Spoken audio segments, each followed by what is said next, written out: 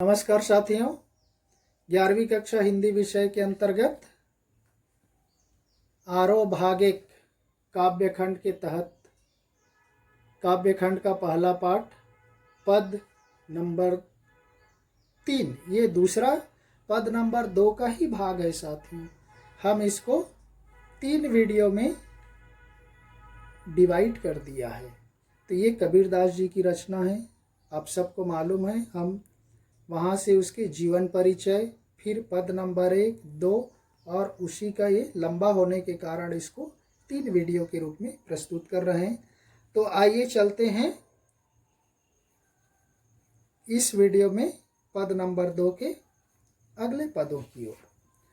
टोपी पहिरे माला पहिरे छाप तिलक अनुमाना, साखी शब्द ही गावत भूले आत्म खबरी न जाना।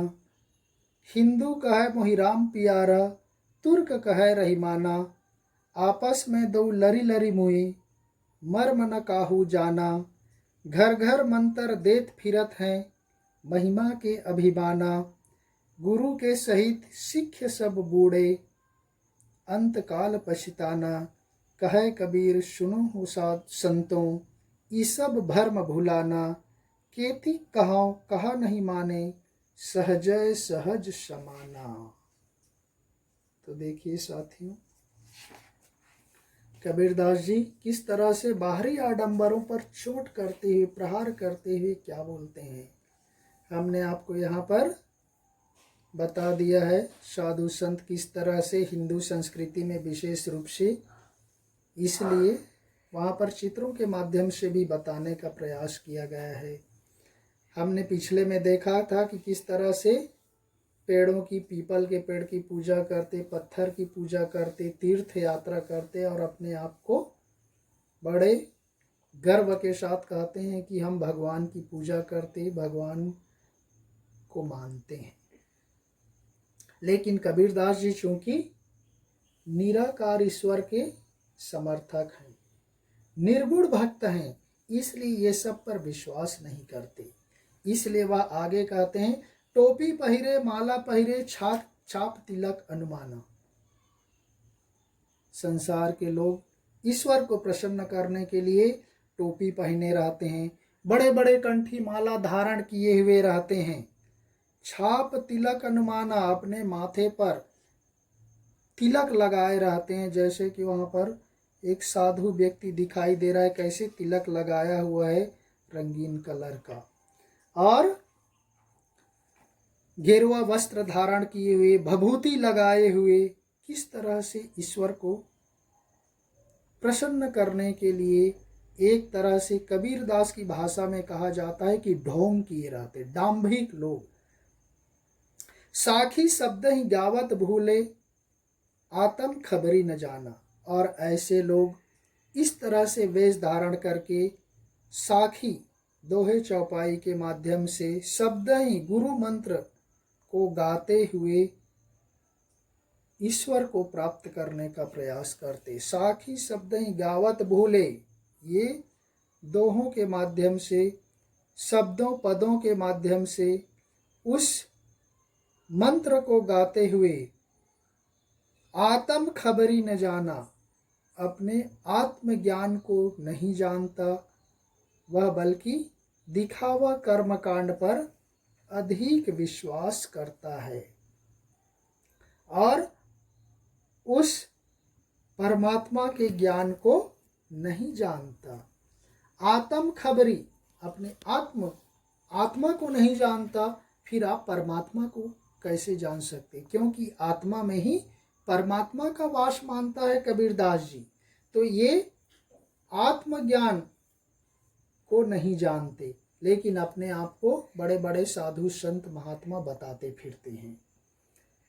फिर हिंदुओं पर कह रहा है, देखिए, हिंदू कहे मोहि राम पियारा तुर्क कहे रहीमाना, इसलिए हमने वहाँ पर राम जी का चित्र दिखाया गया है।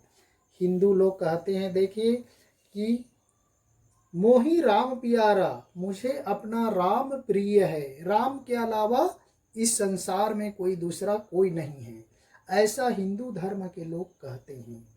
दूसरी तरफ मुस्लिम धर्म के लोग कहते तुर्क तुर्क यानी मुसलमान, तुर्क कहे रहीमाना, मुसलमान कहते हैं कि वह उनका रहीम, उसका अल्लाह ही सब कुछ है, उसके अलावा संसार में कोई नहीं है।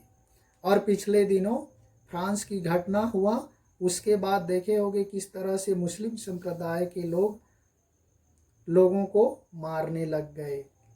तो इस तरह से कोई भी धर्म यह नहीं कहता लोगों की, जीवों की हत्या करो, लेकिन हम अपने स्वार्थ के लिए, चाहे वह हिंदू हो या मुस्लिम हो, अपने स्वार्थ के लिए लोगों को, जीवों को कष्ट देते हैं, जो अपने आप में एक अन्याय है, पाप है। तो तुर्क कहे रहीमाना, मुस्लिम कहते हैं कि उनका अल्लाह, उनका ईश्वर, उनका खुदा, उनका रहीम ही इस संसार में है, वही उनका प्रिय है। और इस तरह से हिंदू राम को प्रिय मानता है और मुसलमान रहीम, रहमान अर्थात अल्लाह को मानता है। और आपस में दो लरी लरी मुई, आपस में दोनों लड़ करके मर जाते हैं। मर्म न काहू जाना, उस राम और रहीम के मर्म को, भेद को कोई नहीं जानता।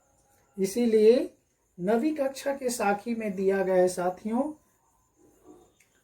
हिंदू मुआ राम कही, मुसलमान खुदाई, कहे कबीर सो जीविता, जो दुहु के निकट न जाई। हिंदू राम कहते कहते मर जाता है, मुसलमान खुदा खुदा जपते हुए, अल्लाह अल्लाह बोलते हुए मर जाता है। न हिंदू को राम मिलता है, न मुसलमान को खुदा मिलता है। लेकिन जो दोनों के निकट नहीं जाता, वही सच्चा व्यक्ति होता है, सच्चा इंसान होता है, जो मनुष्य मात्र को मानता है। फिर कहते काबा फिरी काशी भया, राम ही भया रहीम। काबा और काशी में कोई अंतर नहीं। जो ईश्वर को मानता है वह काबा, मुस्लिमों का पवित्र धार्मिक स्थल है। देखे होंगे भारत के लोग लाखों की संख्या में वहाँ मक्का मदीना काबा जाते, तो वहाँ काबा में जाने से जो सच्चा भक्त है उसको राम दिखाई देता है। हिंदुओं का पवित्र स्थल काशी जाने पर लोगों को अल्लाह रहमान दिखाई देने लगता है। तो जो सच्चा भक्त होता है, जो सच्चा ईश्वर को मानने वाला होता है, वह दोनों में कोई भेद नहीं करता। जो केवल ढोंगी होते हैं, कबीरदास जी के अनुसार पाखंडी होते हैं, ऐसे लोग केवल राम को ही प्यार करते, केवल मुस्लिम लोग केवल अल्लाह को प्यार करते, जबकि ईश्वर तो एक ही है। इसीलिए वह कहते आपस में दो लरी लरी मुए, आपस में दोनों लड़ करके मर जाते हैं कि ये मेरा राम है, ये आपका अल्लाह है। मर्म न काहू जाना, कोई उसके अंतर के भेद को, आंतरिक भेद को समझ नहीं पाता, जान नहीं पाता कि राम और रहीम दोनों एक ही है, वही ईश्वर का स्वरूप है। मानने वाले लोग अलग अलग हैं। ऐसे लोग ही घर घर मंत्र देत फिरत हैं, महिमा के अभिमाना। ऐसे लोग ही लोगों के घरों घर जाकर के लोगों को मंत्र देते हैं, दीक्षा देते हुए फिरते हैं और अपने महिमा के ढोंग को, यानी अपनी महानता के ढोंग को बढ़ाने का प्रयास करते हैं। वो मानते हैं कि वही सबसे बड़ा धर्म गुरु है, सबसे बड़ा ज्ञानी है। और ऐसे पाखंडी लोग ही घर घर जाकर गुरु मंत्र बांटते हैं और अपनी महिमा को बढ़ाने का प्रयास करते हैं। महिमा के अभिमाना, अपने महिमा को बढ़ाने का प्रयास करते हैं, अपनी महिमा पर, अपने ज्ञान पर अहंकार करते हैं। गुरु के सहित सिख सब बूढ़े, अंत काल पछताना। कबीरदास जी कहते हैं ऐसे लोग केवल अपने नहीं, अपने गुरु के साथ साथ वह शिष्य भी डूब जाता है, समाप्त हो जाता है और अंत काल में उनको पछताना पड़ता है। अंत काल पछताना, अंत समय में उनको पछताना पड़ता है। लेकिन अंतकाल में पछताने से क्या फायदा। जो कहा जाता है, आछे दिन पाछे गए, गुरु से किया न हेत, अब पछताए होत क्या, जब चिड़िया चुग गई खेत। तो अंतकाल आने पर पछताने से कोई फायदा नहीं। ऐसे ढोंगी लोग, ऐसे आडंबर करने वाले लोग, घर घर मंत्र देने वाले लोग, अपनी महिमा का बखान करने वाले लोग अंत में अपने गुरु के साथ साथ शिष्य को भी लेकर के डूब जाता है और अंतकाल में उसको पछताना पड़ता है। इस संसार रूपी सागर से उनकी मुक्ति नहीं होती, उनका उद्धार नहीं होता। फिर आगे कबीर कहते हैं, देखिए, कहे कबीर सुनो हो संतों, इस सब भ्रम भुलाना। कबीरदास जी कहते हैं कि हे संतों, हे सज्जनों, सुनो, ये सब भ्रम भुलाना, ये सब भ्रम है, लोगों का भ्रम जाल है, माया जाल है। इस सब में आप बिल्कुल नहीं भूलना, इस सब में बिल्कुल नहीं पड़ना है, इसको बिल्कुल नहीं मानना है। मैंने केती कहो कहा नहीं माने, मैंने कितना ही लोगों को समझाया, कितने ही लोगों को बताने का प्रयास किया, लेकिन वे सच नहीं मानते। ईश्वर तो सहजय सहज समाना, वह ईश्वर सहजय मतलब स्वाभाविक रूप से, सहज यानी ईश्वर होता है, वह ईश्वर स्वाभाविक रूप से प्राप्त हो जाते हैं। उसको किसी कर्म कांड करने की, पूजा पाठ करने की, तीर्थ यात्रा करने की, चंदन तिलक लगाने की, गेरुआ वस्त्र धारण करने की, या मस्जिद में बड़े बड़े माइक लगाकर चिल्लाने की जरूरत नहीं है। तो इस तरह से साथियों, कबीरदास जी कहते हैं कि ये सब सांसारिक ढोंगी लोग करते हैं, वह ईश्वर तो सहज रूप में प्राप्त हो जाते हैं, उसको ये सब कर्म कांड करने की जरूरत नहीं है। और ऐसा न करने वाला, सामान्य रूप से ईश्वर का नाम स्मरण करने वाला व्यक्ति ही इस संसार से, इस संसार रूपी सागर से, रूपक अलंकार, मुक्त हो जाता है, उनका उद्धार हो जाता है, उनका कल्याण हो जाता है। और जो ढोंगी लोग होते हैं, राम और रहीम के नाम पर जो लोगों को लड़ाने का प्रयास करते हैं, लड़ते मरते हैं, वे अपने जीवन के अंतिम समय में उनको पछताना पड़ता है। ऐसा कबीरदास जी बोल रहे हैं। तो इसमें भी साथियों हर जगह आपको अनुप्रास अलंकार सर्वत्र मिल जाएगा।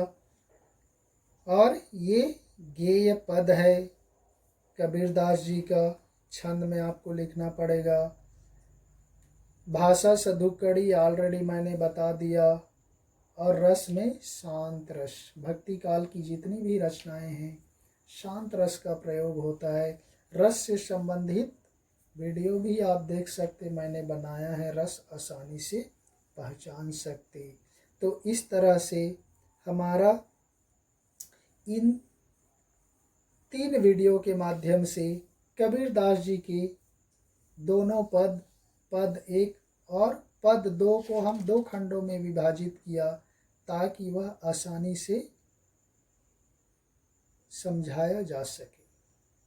तो इस तरह से हम दूसरे पाठ के माध्यम से अन्य वीडियो के साथ मिलेंगे। तब तक के लिए धन्यवाद। जय हिंद।